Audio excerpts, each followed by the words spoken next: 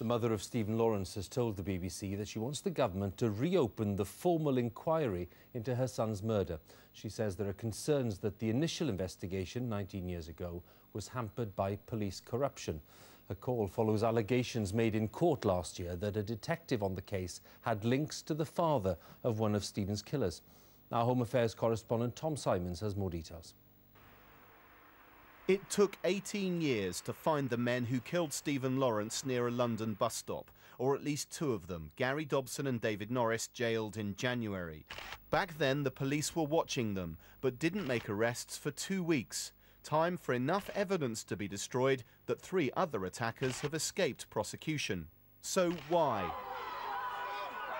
Amid angry scenes, the Macpherson inquiry questioned witnesses, including these, the suspects. Its conclusion, racism was to blame. But now Dorren Lawrence believes a new inquiry needs to examine evidence of corruption. There's so many things that, that we can question as to why, and then you come up with the answer. Could it be corruption? It's not just racism, I believe. There has to be corruption somewhere. So you firmly believe that? I firmly believe that, yes, definitely.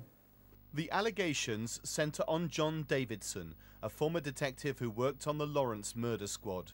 It's claimed he was in the pay of Clifford Norris, then involved in criminal activity and, crucially, the father of David Norris, Stephen's murderer. Both men deny the allegations, but the man who made them, Neil Putnam, himself a former detective, insists he warned the Met several times about their relationship. The police watchdog, the IPCC, investigated.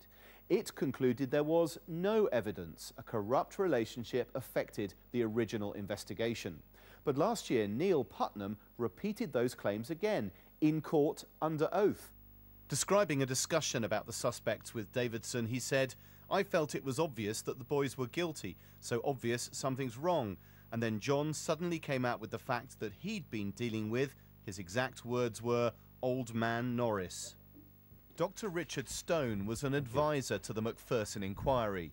He too poses the question, were police failures due to racism or corruption? But it could have been both. It certainly could have been both, and I think that now enough new evidence seems to be coming out, or certainly a lot of uncertainty is coming out, enough sufficient to justify Mrs. Lawrence's wish to have an inquiry of some kind or another. And so the Dorren Lawrence case continues to stalk the police. Both the Met and the IPCC say if there's new evidence, it will be investigated. Tom Simons, BBC News.